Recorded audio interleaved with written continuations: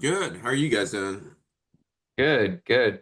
Hey, so we're just gonna go ahead and get started here and talk about Bryce just a little bit, who has had multiple years in career coaching, and is working currently for Wounded Warrior Project and helping transitioning service members, which is exactly what we do. Bryce, welcome, and go ahead and tell us about yourself. Yeah, and I think it's like 15 minutes that I have, 15-ish. Yeah, I mean, you got 15 to 30 minutes. Okay. Yeah, I'll try to kind of keep it short so I can answer any questions.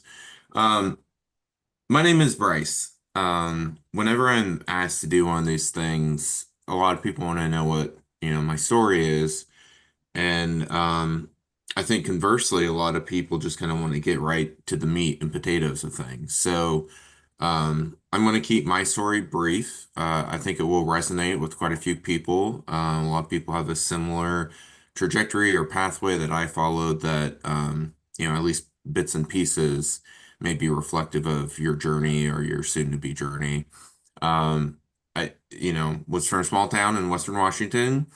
I don't have any like tragic um, Peter Parker, Uncle Ben died or anything story, but those were tough times because the recession in 2008. Um, for me, the military was security. And so looking at college options, I went to different branches, I inquired. The Navy were the only branch, the Marines were, how many pull-ups can you do?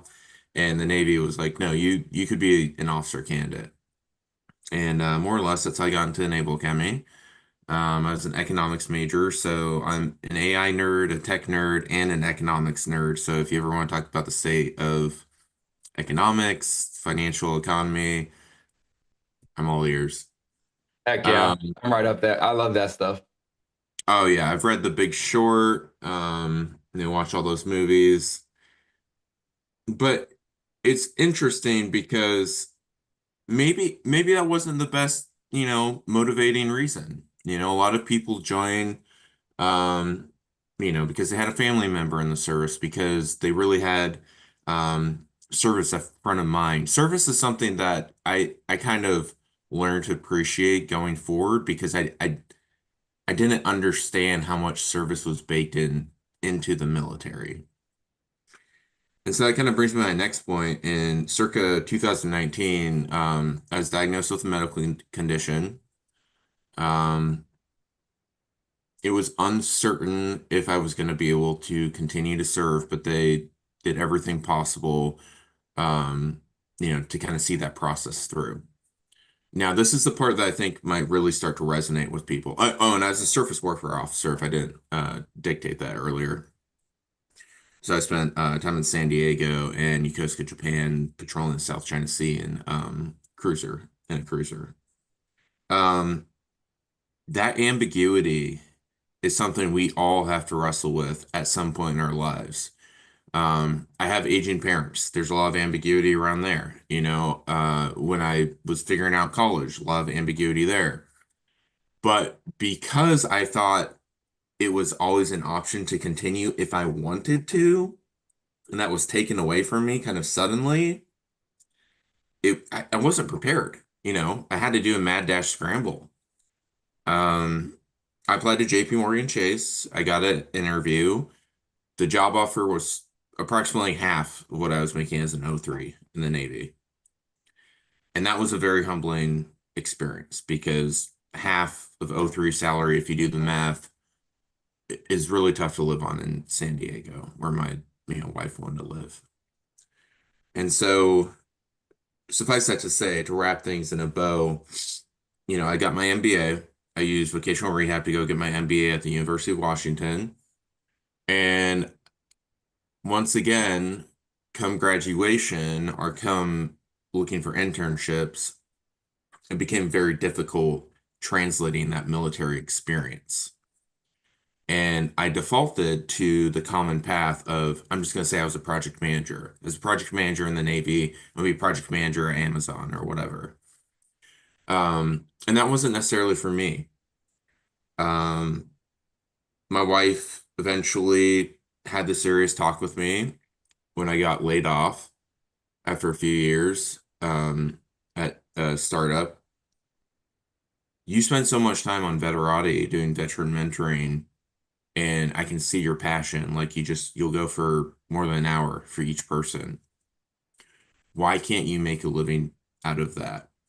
And some of the financial things that we take for granted as veterans, like VA disability and or pension, um, they make those kinds of things possible. So suffice it to say, before I move into the meat and potatoes of how I've helped hundreds of veterans get jobs in the last couple of years, I really want you to seriously try to ingest or let it bake that it's your journey and you have to do what's best for you, your family, your loved ones.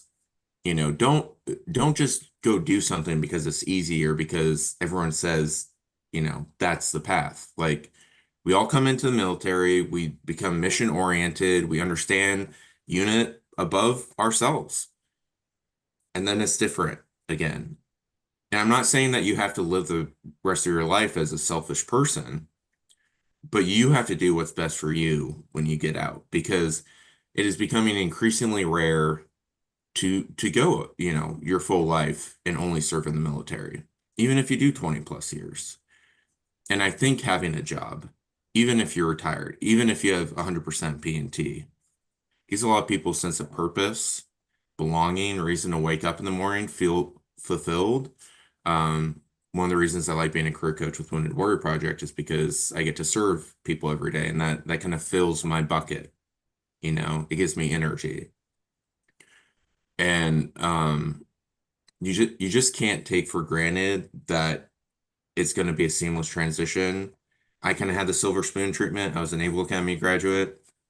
Um, Naval Academy is a great college, of course, but some people will say you're going to be set. You went to Naval Academy, you were a veteran, you're an officer, you're senior, you're a sergeant major, whatever the case may be. And it's nice to hear, but I'm here to tell you it's probably not the reality of everyone's situation. You will have to start again from fresh, learning what the civilian workforce is about and how you best fit in. And I don't know if we have time to pause for questions, but I did just want to, you I know, was going to ask you a couple of questions. What the first question, and you guys can feel free to raise your hands if you guys have any questions for Bryce so far, and we can answer a few. But the big question that I have for you is, so I did 20 years in the Navy, right? So I completely understand. I did a lot of research about different jobs and stuff like that as well. So I kind of understand the whole SWO thing. You guys are kind of a dime a dozen when it comes to it, and their jobs can be kind of grueling. Your SWO jobs are kind of grueling. And you said you did like 5 years, right? How far did you make it up the chain? as far as rank or responsibility, Yes, yeah, as like rank. excuse me. So for officers, it's an automatic 2 years, 2 years. So I was in '03 at the four-year mark.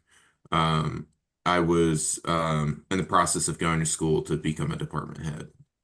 Oh wow, nice. Mhm. So you kind of it sounds to me, or it sounds to all of us probably, that it looks like something kind of shocking, and of course you don't have to divulge what happened to you medically, but something happened shocking that required you to be processed out. When when that when that happened, what was your mindset behind, you know what's happening to you, and like how did you pivot and change the direction that you wanted to go? And then like from that, like what piece of advice could you give someone that potentially could be going through the exact same thing that you went through? Um, I really don't want to present myself in a false light. I don't feel like I did that transition well. I felt like it was like a football scramble, like one of those linemen. I was a lineman in high school for football. There's like this game like a month or two back, and one of the linemen picked up the ball when it was fumbled and ran it into the end zone. It was insane because it's like 300 pounds. That's that kind of ugly chaoticness is how I felt about my transition. Um, And the way to get past that, I think, it's simple to say do your research, but what does that mean? Um, in the military, we have this weird, um, it's almost like oil and water. They say that, it's all about community, but also try not to ask for help if you can do it yourself. And I think when we look for people outside of the people we served with, whether it's wife or mom, dad, brother, friend, we can default to saying, I don't want to ask for help. I don't want to ask a random guy at Amazon, even if he was a Naval Academy grad, even if he was an officer, even if he was surface, how he got into operations there. Because I didn't serve with him, and he's going to see that as weakness. And I'm here to tell you that, despite whatever's going on in your life, and I've dealt with in my personal life people, um, and in work, and I've had those moments, I'm not gonna lie, where it there's no visible light. And it's not that you have to make your own light when you're in that really dark place, but you have to seek it out because there is no safety net at that point. And so what I recommend to people to do is start that process early. You can put a resume into AI and just say, hey, you know what? I need to make more than 60K a year. I want to live within 45-minute drive of San Diego. What kind of jobs are available to me if I were to start looking right now? And that's really incredible. Before I would say get on Mill Mentor, go to 50 strong events, virtual military friendly networking events, reach out to veterans on LinkedIn. But now you can kind of like self-source what your viable, feasible pathways are, and then go specific to the networking platforms or outreach apps, websites, etc. So please don't follow my example. I went the tried and true path. I defaulted to an MBA. I defaulted to project management. But really what was missing in my professional life was a career centered around service, and I can't imagine doing anything else. Okay. That's awesome, man. Timothy Bonner, what do you got, buddy? What's your question? Hey, how's it going, Bryce? Thanks for coming to talk to us. Can you hear me good? Sweet. All right. So I've fallen into some of the same things that you've done. I just recently got my project management, uh, just because a lot of jobs seem like they require it or it fits well. Uh, I've been planning my transition now for a little bit. Uh, and in the transition, your next career, most people want five things, right? They want to live where they work. They want to love what they do. They want to like who they work with. They want to work reasonable hours, and they want to make good money. Uh, so those are the five things that everyone basically wants. And then you have to prioritize three of those because you're probably not going to get all five of those. Uh, and purpose for me is pretty important. And at first, I was looking at the nonprofit space a little bit, but I do have a bottom line as the sole provider for my family. So I know nonprofit isn't free. Like you can still make some money in nonprofit. So if you don't mind me asking, like what is the pay range that you're getting uh, at Wounded Warrior compared to what you're making in the private sector? I have to be really careful. This is a recorded call. Um, I'm gonna try to answer that question not directly, but with enough context that you can figure it out. So I essentially, as kind of a project manager to senior project manager, was making roughly the same amount of money after 2 to 3 years that I was making as an O3. Caveat, that's before taxes. So I was still making less than I was making as an O3. Most of our salaries for our jobs are publicly available. either in the job description when you look them up on Wounded Warrior Project careers. And Wounded Warrior Project, you know, it's not that they don't pay well. I would say on average it's pretty good.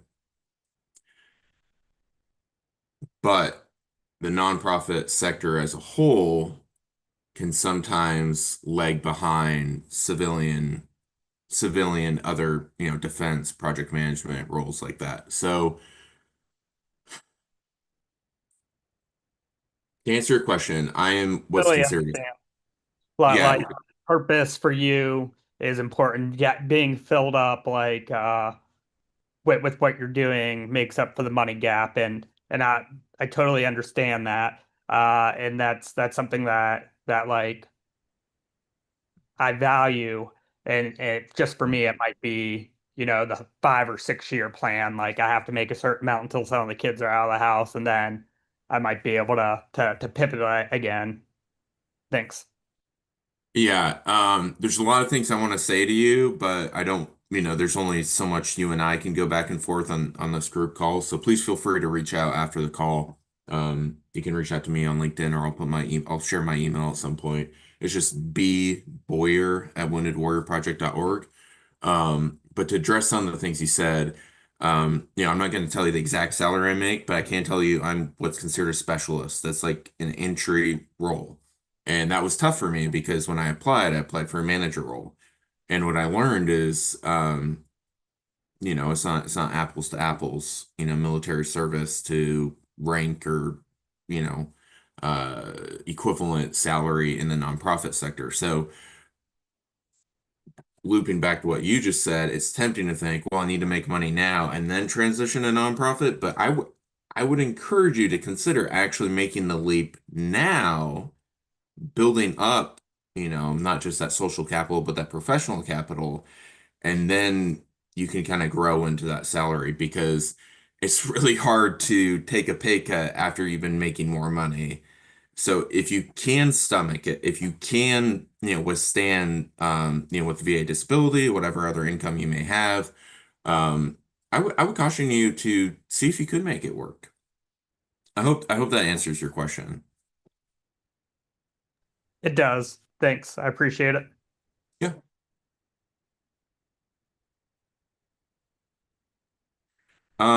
Okay. Well, sorry. That's my Who's fault, Bryce. No, I appreciate it, Tim. Hey, John, JC1, what do you got, buddy? Sorry about that, Bryce. it's okay. Hey Bryce, quick question for you, and also thank you for coming on with us today. But what cruiser were you on? I was on the Lake Champlain. Was that 5'7"? Yeah, 5'7". Yeah, I was on six. I was on the Galpins for a year. Oh, And really? then, yeah, what's it called? Like a sister crew, whole swap I volunteered to go on the Chancellorsville from his home port shift from San Diego to Yokosuka. So we, drove it out there. We got to be with the Ronald Reagan for the most part, dual carrier operations. And, I don't think it's bad to say that, we did have a presence with, Chinese Liu Yangs, Russian warships. Um, got to kind of work with the South Korean Navy, Japanese Self-Defense Force Navy. So it was a very collaborative area, but also very high op tempo because we'd be out for a couple months, maybe a couple weeks back for like a maintenance period, and then back for a few, months before the holidays. So, um, yeah, interesting times. I think I'm one of the only people that care when one of the major news publications talks about the South China Sea because it remains a really dynamic area. That it does. That it does. Thank you, sir. Yeah, thank you. Awesome, JC1. Hey, JC Squared's got a question now. We got a bunch of JCs in here, Bryce, and we might as well just do B squared for you, Bryce Boyer, right? Yeah, I've What had you that got, one JC before. Squared? All right, so I got kind of a two-part question. You talked about like, first off, I want to say you sound a bit too much like myself. I'm starting this journey now. I'm going through the PMP. I'm about to start an MBA next year. So it's you got me thinking about some stuff now. Oh, and Uh, sorry, I didn't clarify. I did get my PMP too. So I did all yeah, the things. Yeah. all that, and that's what I'm doing right now. I'm doing all the things. My question is like you talked about analytics and economics, project management. Like if you were to imagine like a Venn diagram, what are you seeing in like the center? Is that something that you were trying to pursue, or is that like because I got like a couple of different answers on this when I've asked like finance people versus business Mhm. people, stuff like that. I'm sorry, can you clarify? I'm not trying to be a jerk. I don't quite understand the question. Are you saying like what's at the If center you of what interests me or like if you were to look for a career that combined economics, analytics, project management, is that something that you looked for? Is that something that you tried to pursue? Or um as a contractor with Microsoft and Meta through a third party for a while, so we were doing anything from like the HoloLens, building out the 3D interfaces for training curriculums at universities and hospitals. Um, Man, I was doing like legal documentation for widgets and watches and that kind of stuff for Meta. And that was kind of the tech side of things. And then I kind of got more into the niche defense tech, which was more about networking, communication protocol, um, or those network routing switches, basically finding ways to optimize communications in mm, degraded, um, tactically contested airspace. yeah. Um, so what I'm trying to say there is I checked out tech because that was the big sexy, right? After Mhm. MBA graduation. I checked out defense because I thought, maybe I didn't love tech, but defense is kind of central to my background. That's most of project management. I'm not here to say that's all of project management, but tech Yeah. and or defense is a good deal. I'm not an absolutist. I won't say I try to avoid never, always, those kinds of words. And so I would say the only stone I considered but didn't turn over would be something more in straight finance. So I had people in my cohort in the MBA either a year ahead of me in the same year or behind that became financial analysts at Goldman Sachs. Um, JP Morgan is an extremely military friendly Mm. company, and there's ways to go into their early pathways programs. Um, so I think all of that exists in my head. It might be part of my DNA, but at the end of the day, I really don't feel like I'm making a difference unless I'm dealing with people and Okay. not telling people what to do because, I did have software engineers, etc. But helping guide them. I have my dad's a teacher, so I think maybe I ingested that a little bit. Um, but for you, if you want to message me, there is a LinkedIn group that kind of focuses on credit risk, those kinds of topics on LinkedIn. One of the guys that runs it is awesome. He works at one of the big banks. Um, so I would also consider finance. Yeah, that's kind of like where I'm heading. I'm over in Charlotte right now, big financial hub. All the big bank headquarters are over here. And Do you know I should have Joshua perfect. Addick? I think I'm connected with him on LinkedIn. I'm sure he'd be happy to connect with you. Okay. He and I met in Four Block and have sustained our relationship in a mentoring Ah, capacity, and he's been wildly successful. I also know someone out in Jacksonville who I think is at Bank of America, but yeah, I'd say yeah. reach So out to it's me. yeah. So it's kind of funny. Like you mentioned, 4 block. I'm in 4 block right now. I should have Mhm. prefaced this. Like I have a background in accounting, finance, data analytics. So your background and hearing your story is like, man, this is getting a little too close to home. My second question, totally unrelated. I'm looking at the job board on Wounded Warrior Project careers. Is there any like remote options? Because I see there's nothing in Charlotte. The closest thing is like Fayetteville, which is too far away. Yeah, so you'll find that most companies, really infamously JP Morgan, Mm, have moved away from the remote model. So if you're on the surface level, you'll probably only see hybrid. But if you mm, talk to me, if you talk to enough people, you'll discover these positions called field positions. So if it says, for example, Los Angeles field, you're supposed to be in mm. the greater area of Los Angeles, but you don't come into an office. Okay. So I would recommend seeing if there might be any field jobs near Charlotte. All right. Hey, thanks so That's a much. Yeah. huge landscape, Los Angeles. To say Los Angeles field, that place is ginormous. There's a lot of people there. Awesome, JC. I appreciate you, man. So the big thing, Bryce, that we talk about all the time in Seven Eagle just all together is transitioning. Where does Wounded Warrior Project line up with transitioning service members, and how is your position helping them find jobs and stuff like that? Where do you come in with that? Um, so I can have a time check how much more time I have. Yes, I mean you got 20 minutes or so. You have plenty of Okay. time. If I click the share button, am I able to share? Yeah, absolutely. Okay, I want to try this, but if not, I can kind of dictate it, but it's a lot easier to see. Um, so here we go. Um, yeah, I mean, I would say things have been, going pretty well for me. Without getting into details, I have essentially narrowed things down to a three-step approach. Um, So, Before you continue, you have your okay, okay. I just want to make sure you were good.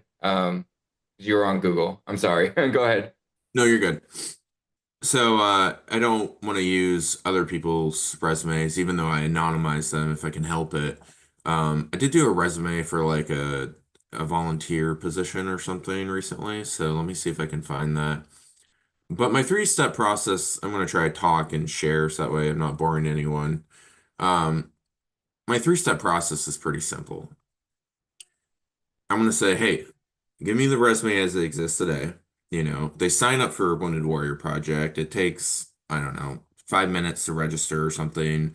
Like if you were to register through me and I had you on a phone call, I'd just be like, name, email, phone number, and send me proof of eligibility, which would be like a DD 214 or some kind of medical orders, something like that. It's gone really fast and easy to the point where people can now sometimes sync their VA account and verify instantly that way. So I recommend everyone go to a registration welcome page and check it out.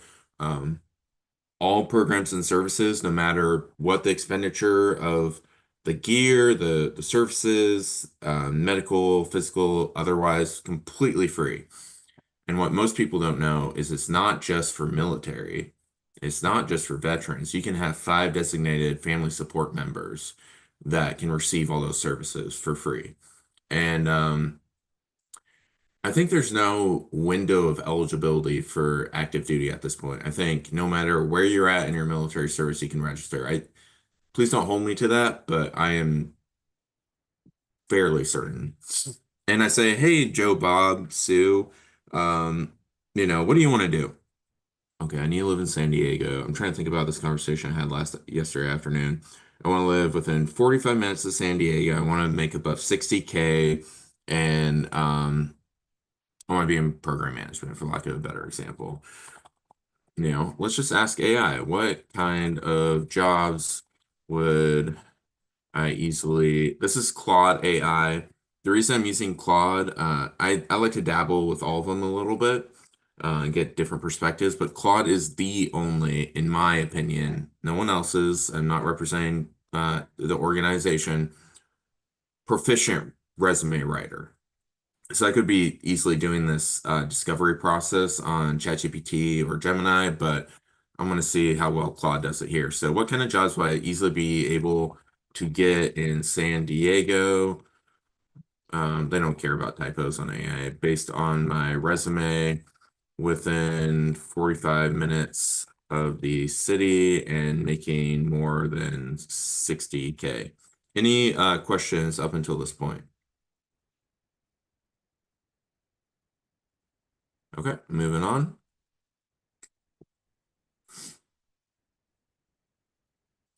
And let's try this. Charlotte, North Carolina, JP Morgan, Chase, jobs, financial analyst. So, That this is sounds like a gonna great example. yeah, I'm not sure if you want to be like a straight up financial analyst, but I'm trying to get the gist or the spirit of what you described. Um, okay, so Hong Kong, that sounds fun. Um, this looks like a generic analyst role. Okay, it's probably going to be pretty general because they want to cast a wide net. They do want someone with a college education. Um, if I were to be more specific, for example, let's see what jobs they came up with. HR, of course, kind of parallels my path.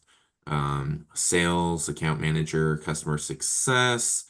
Um, that might be a better example because then you would actually be able to see how it derives the requirements from those roles. So I'm just going to say, get me live job post listings based on these kinds of jobs.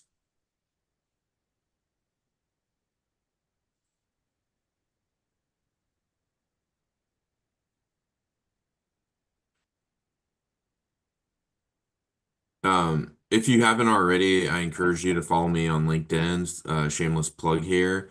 Um, I'm planning on putting this three-step process up on I can't determine yet if I'm going to do public or private YouTube channel, so that way people can access this three-step, the discovery of using AI to figure out what they want to do, followed by the resume tailoring for each job, and then finally the networking piece. Um, but I'm just Bryce K. Boyer, so I'll try to put that in the chat later. I already got it in there for you, Bryce. Thank you. Yes, sir. Of course. Um, okay, so General Atomics is a very if you haven't heard of them, they do like fusion and stuff. It's pretty insane. So I'm just gonna try to use one of those program manager jobs since it's gonna have more requirements than the financial analysts. Um, but that's more or less what I do with people. I say, what are your non-negotiables? Like, oh, you have to at least work hybrid. Okay, you have to make above this amount. Um, I've seen this job before, so I'm just gonna pick this one out.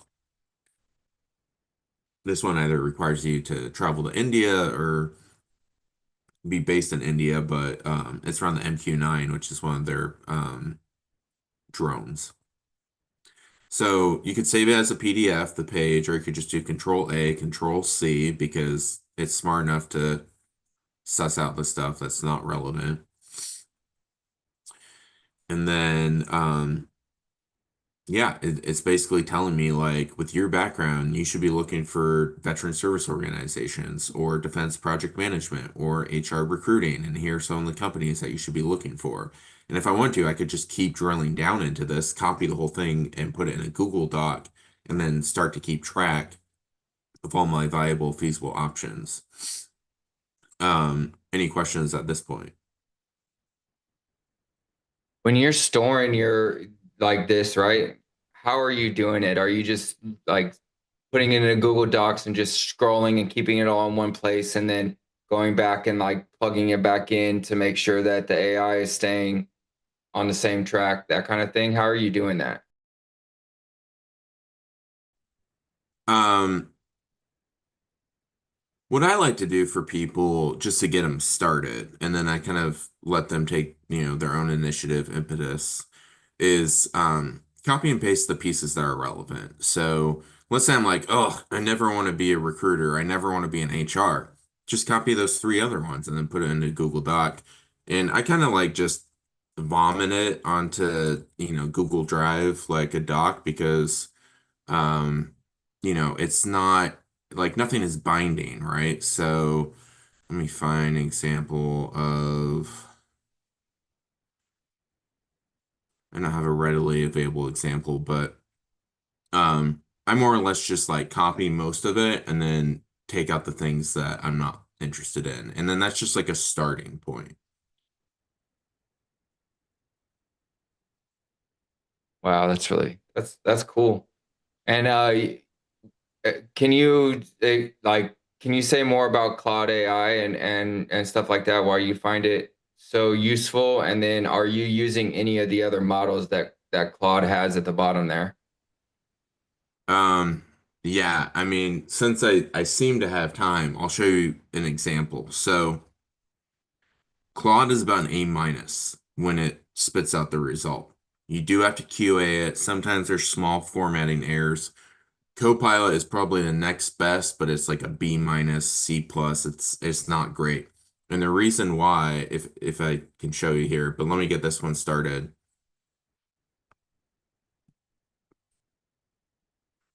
is because it it's AI. It's AI that's focused on aggregate, um, aggregating information from the internet.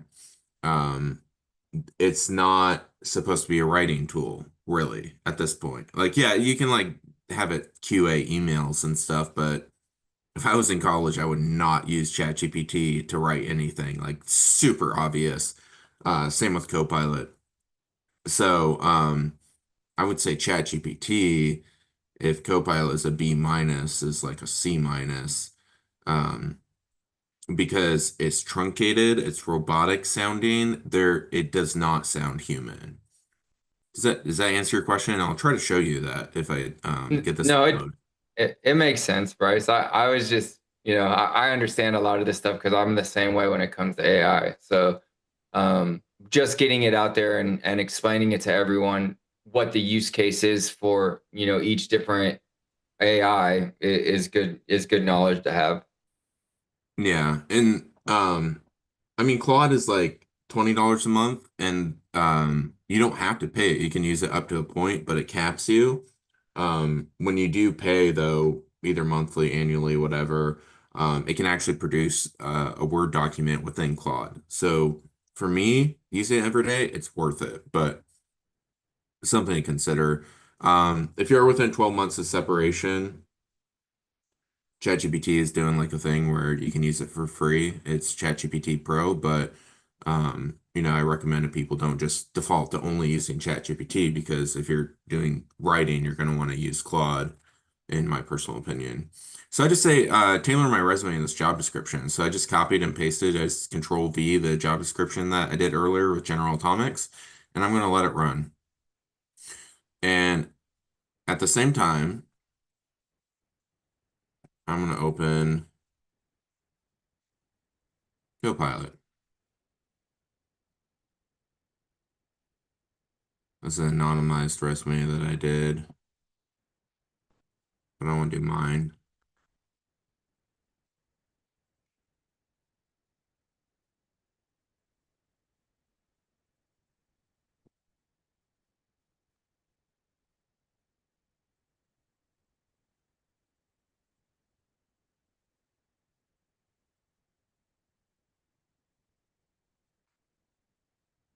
I don't know where mine went. I'm just gonna show you this one that I did. Let me just name everyone Smith. So I said tailor this resume to this job description, and this is kind of what I did. Like, look at this, like this summary, these, long skills that didn't really filter through, and then these kind of shortened sentences compared to something like what this is going to produce.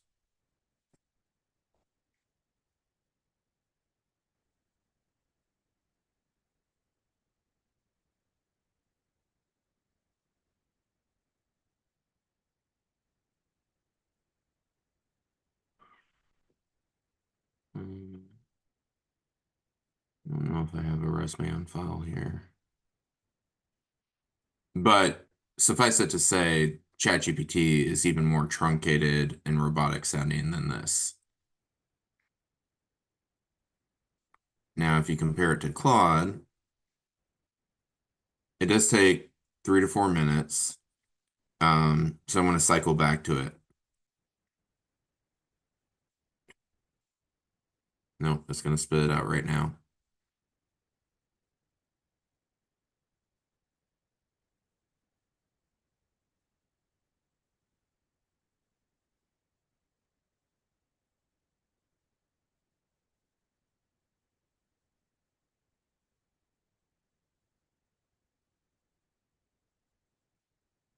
This is what this looks like.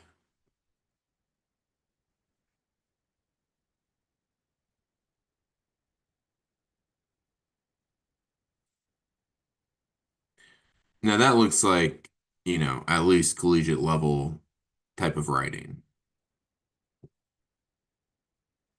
And, especially here, since this resume is backdated about a year and a half, you can really see that I included those quantitative metrics because as a general rule of thumb, you should have about 75 to 80% of your bullets have at least one quantitative metric to show your impact.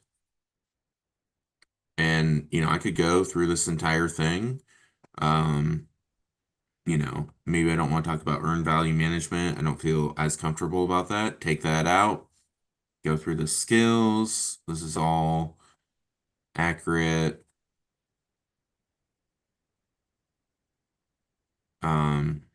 And then I would probably just, I don't know why this put this at the bottom, but this should be at the top, my most recent work experience. I think what it was trying to do is emphasize my project management. What so obviously you had to do some kind of evaluations and stuff like that in the Navy, right? How does the star and the SOAR format apply to when you write your resumes? Is that something that's pretty important too, to always have that affect what happened, the cause, all of that, and then the effect and how you were the one that helped? Does that help like that? Um, so here's where people fall. I'm answering the question kind of in a roundabout way. Here's where people fall short. They fall into the trap. They say, "Oh man, I got to get my evals, my fit reps, and I got to extract the bullets and move them over." And that's all backwards. You don't want to start from the bullets. You want to start from the job description, right? Because you're only as good as you are relevant to that specific job. So what I recommend to do is to just use Claude. I don't recommend ChatGPT or Copilot because even though this is a different resume, this is Matt Smith, y- it's pretty apparent to see that these are not as comprehensive. These really don't capture the work experience well. This is like if a middle schooler was to write a resume, maybe a smart middle schooler. Um, And so if something doesn't look English, if it doesn't feel English, it doesn't feel authentic and it's discounted. And now you've used AI, bravo on you, but you're not using AI effectively because even if this was to make it through the applicant tracking system, if I was a recruiter and I saw this, I'd be like, this guy did not really put in the effort or he doesn't know how to use AI. So to answer your question in a roundabout way, um, I just I wouldn't even start worrying about like write each as and this might be, contrary to what other people believe. This is just my opinion. But it works. It really does work in my opinion. A lot of people have done this successfully. If you just say tailor the resume to this job description, it will do most of the work for you. You just need to ensure that when it spits it back out, you actually go through it and do a QA check. Um, because, maybe I think I saw like a dollar sign here. Um, this is accurate. I manage a $2 million portfolio, but if it's at 200, if it's at 2 billion, I want to make sure that it's, reflective of what I feel comfortable talking about in an interview. Does that answer your question? Yeah, absolutely, man. I mean, you've absolutely killed it for an hour, dude. It's been awesome. Like your knowledge base is great. You know, it's awesome to have you here, Bryce. We really do appreciate you coming here and sharing your story with us. And I think you've been one of the most transparent people we've had on here. Just being very upfront about everything and explaining your tactics and what you're doing and how you're helping and I think we're all on the same page when we say we want to kind of change the narrative of what a veteran is, right? And by doing that, we implement all of these different skills that people you show us, and then we use it as networking. Our network is growing by the day exponentially, and you're part of it, Bryce. And we really do appreciate you coming here. Yeah, thank you so much. I'm sorry, could I do my closing argument in 2 minutes? Absolutely, man. You got about 2 minutes. Go for it. Okay. So suffice it to say, this is awesome. And now everyone here has seen the process that, I've been able to use with veterans. So, if you can't get it, talk to me. Happy to answer one-off questions, or if you really want to get in depth, we can get you registered and work with you. A Wounded Warrior Project, me specifically, or one of my peers. But if this were to happen at scale, sustainably for the next year or two, everyone is going to be doing this, right? ChatGPT and Copilot eventually might pick up. They might become sufficient. They might become, feasible options. That being said, the human element becomes increasingly more important. So, the gentleman who asked me about Wounded Warrior Project, if he were to find a job, I would hope he would reach out to me, because even if it's not on my team, I would be able to find on our organizational chart someone directly related. And as long as he presented himself well to me, I would be willing to take a leap of faith, help him with his resume, and facilitate an introduction. Do not, please do not fall in the trap of thinking that recruiters are the solution. If you want a referral, the best way to do it, and I recommend checking out at least the wave tops of the 2-Hour Job Search, which is a book that's very comprehensive on how to use networking in the civilian world to procure referrals and gain employment, get jobs. Too many people will just find, hey, Melinda at USAA is a recruiter. I'm going to hit her up for every job. And just recruiters really, like, they're the connective tissue. They're the ones connecting the dots, taking the ATS inputs and, making sure the hiring manager has a portfolio of people to interview. The way you're going to get that social credit or referral that distinguishes your resume and hopefully raises you to top of the pack, usually in my experience at Wounded Warrior Project, anyone with a referral gets elevated to the top of the pack somewhere. You need to reach out to team members. You need to reach out, not necessarily to the hiring manager, but people that can vouch for you. If you ask them about how they got there, learn about them, look at their LinkedIn, translate what they've done, what colleges they've gone to, what clubs they're in to you, build that rapport, and then don't straight up ask for a job, don't straight up ask for a referral, but build that network connection, build that social capital. And eventually, when it feels right, that's what would hopefully lead to an introduction or a referral. So, real quick, millmentor.com, totally free. Veterans helping veterans, or military friendly people. 50 Strong does these weekly events with military friendly hiring companies. It's a networking event. And my closing thing, if I can do it in 30 seconds, is while your outreach attempts shouldn't be secluded to just veterans, you will get a higher response rate. So when you look for people at General Atomics or JP Morgan Chase, you don't want to just look up Charlotte, JP Morgan Chase. A way you can hopefully get, higher response rates is go to the filters, go to past companies, put in the major branches, Air Force, Marines, Coast Guard, whatever. And now those people are essentially veterans that you've screened out. I don't know why it's pulling up, but you get the gist if I were to do Army.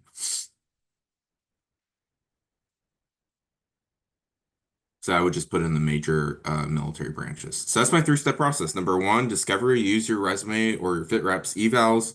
Consider taking out your personal information. In AI, asking it based on your parameters, what kind of jobs you should be looking at, you'd be able to easily get. Tailor your resume for every job you apply to. It's better to submit 10 tailored resumes than 100 generic ones. And, use those platforms I discussed. This is millmentor.com. It's totally free to have this conversation so you know what you're talking about and people actually care about you and want to make sure you succeed. And that's it. Please follow me on LinkedIn because I'm going to be posting these YouTube walkthroughs soon. But that's a simple three-step process. Hey, Bryce, thank you so much, man. We really do appreciate your time. Like I said before, everyone here, throw one in the chat if you guys are going to hit up Bryce to get some more AI stuff. Look at that. All right, we got plenty of people here that want to reach out to you, Bryce. We do appreciate your time. Thank you so much, and you have a wonderful day.